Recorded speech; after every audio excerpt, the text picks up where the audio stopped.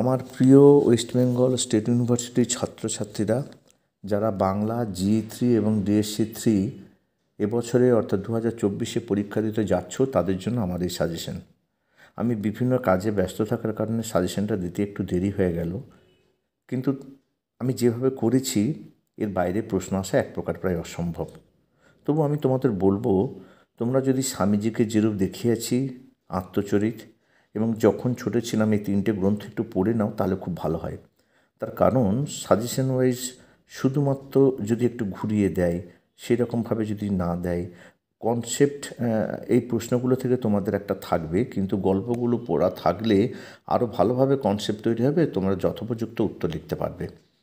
আর একটা কথা, তোমরা এখনও পর্যন্ত যারা চ্যানেল সাবস্ক্রাইব করোনি তারা অবশ্যই চ্যানেলটিকে সাবস্ক্রাইব করবে এবং বন্ধুদের মধ্যে যত বেশি শেয়ার করবে আমি কিন্তু তত বেশি আনন্দ পাবো এবং এই ধরনের সাজেশন বা নোটস দিতে তোমাদের আমার বেশি করে উৎসাহ লাগবে। দেখো তোমরা ভিডিওটা, তোমরা জানো যে ইউনিট প্রতিটা একক থেকে তোমাদের একটা করে প্রশ্ন লিখতে হয়, প্রতিটা প্রশ্নের মান 10, অর্থাৎ 4×10 40, আর শেষের তোমাদের 5 নম্বরে 2টো প্রশ্ন লিখতে হয়। আমি যেভাবে তোমাদের প্রশ্নটা করেছি দেখো, একক 1 থেকে একক 1-এ 1 নাম্বার দেখো, 1 নাম্বার হচ্ছে জীবনী সাহিত্যের বৈশিষ্ট্য উল্লেখ করে বাংলা সাহিত্যে একটি সার্থক জীবনী সাহিত্যের পরিচয় দাও। 2, আত্মজীবনী কাকে বলে? আত্মজীবনী রচনার উৎসগুলো কী? আত্মজীবনী রচনার সীমাবদ্ধতা সম্পর্কে আলোচনা করো। আমি পাশে পাশে স্টার চিহ্ন দিয়ে দিয়েছি, ওগুলো একটু ভালো করে পড়বে। 3, জীবনী সাহিত্য কাকে বলে? জীবনী সাহিত্যের উৎপত্তি ও ক্রমবিকাশ সম্পর্কে আলোচনা করো। 4, স্মৃতিকথা কাকে বলে? সাধারণ স্মৃতিকথা কোন গুণে সাহিত্য হয়ে ওঠে উদাহরণ সহ বুঝিয়ে দাও।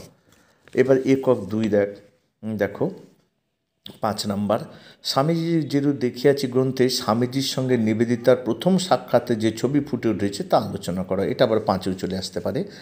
দাগ নাম্বার 6, স্বামীজিকে যেরূপ দেখিয়াছি গ্রন্থে ভারতবর্ষের অতীত ও ভবিষ্যৎ নিয়ে নিবেদিতার বক্তব্য বিবৃতি করো।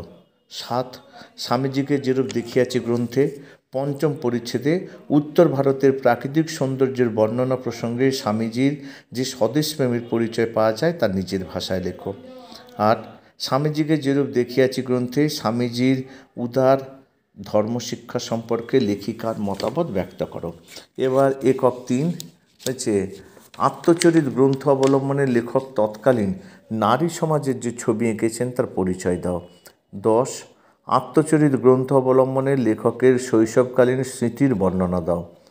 11, শিবনাথ শাস্ত্রী রচিত আত্মচরিত গ্রন্থটি আত্মজীবনী সাহিত্য রূপে কতখানি সার্থক তা আলোচনা করো। 12, সাধারণ ব্রাহ্ম সমাজ প্রতিষ্ঠার কারণ কি? এই সমাজ প্রতিষ্ঠায় শিবনাথ শাস্ত্রীর ভূমিকা ব্যক্ত করো।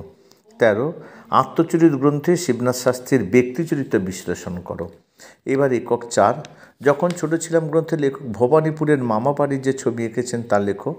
15, যখন ছোট ছিলাম গ্রন্থে লেখক তার শৈশব ভ্রমণের যে বর্ণনা দিয়েছেন তার পরিচয় দাও। 16, সত্যজিৎ রায়ের বিদ্যালয় জীবনের টুকরো টুকরো ছবি যখন ছোট ছিলাম গ্রন্থে যেভাবে ধরা পড়েছে তার অসাধারণ এক জীবনালেখ্য আলোচনা করো। 17, ছেলেবেলায় সত্যজিৎ রায় যে সমস্ত ব্যক্তিদের সান্নিধ্যে এসেছিলেন যখন ছোট ছিলাম গ্রন্থ অনুসারে তার পরিচয় দাও। 18, সত্যজিৎ রায়ের ছেলেবেলার 2টি বিচিত্র ঘটনার পরিচয় দাও। 19, সত্যজিৎ রায় যখন ছোট ছিলাম গ্রন্থটির জীবনী সাহিত্য হিসেবে কতখানি সার্থক আলোচনা করো। এবার প্রতিটা প্রশ্নের মান 5। দেখো, 1, আত্মজীবনী ও জীবনী সাহিত্য তুলনা করো। 2, পৌহরি বাবা সম্পর্কে সংক্ষেপে লেখো। 3, ব্রাহ্ম সমাজের প্রতি শিবনাথ শাস্ত্রীর আগ্রহ সূত্রপাত কোন ঘটনা থেকে? 4, রবীন্দ্রনাথের সঙ্গে সত্যজিৎ রায়ের প্রথম সাক্ষাতের ছবির বর্ণনা দাও। 5, মরদ কি বাত হাতে কি দাঁত কে কোন প্রসঙ্গে প্রবাদটি করেছেন উল্লেখ করো।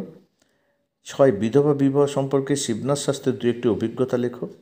7, সত্যজিৎ রায়ের সঙ্গে এইচ বোসের সম্পর্ক কীরকম ছিল। 8, স্বামীজির মহাপ্রস্থান সম্পর্কে সংক্ষেপে লেখো।